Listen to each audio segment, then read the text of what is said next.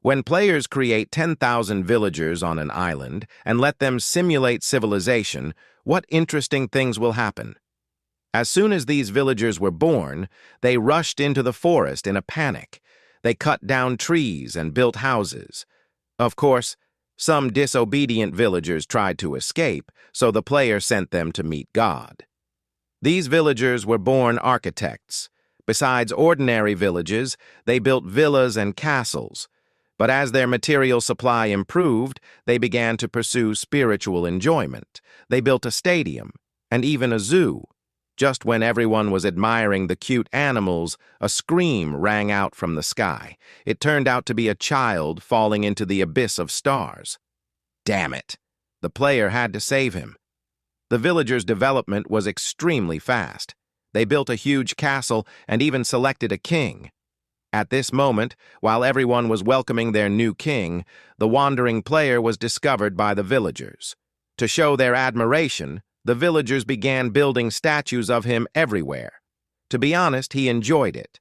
And to make their admiration even stronger, the player went to the church again. But that still wasn't enough. He also set 10 rules for the villagers. I won't say what they were, but they definitely weren't good. When he returned to the castle, he told the king about these 10 rules and forced him to enforce them.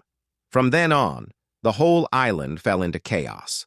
The villagers were burning, killing, and robbing, but the most unbearable moment for the player was when they dared to destroy his statue. Soon, the player's brutal rule was overshadowed. Remember the villager he shot? Now, that villager's father came seeking revenge.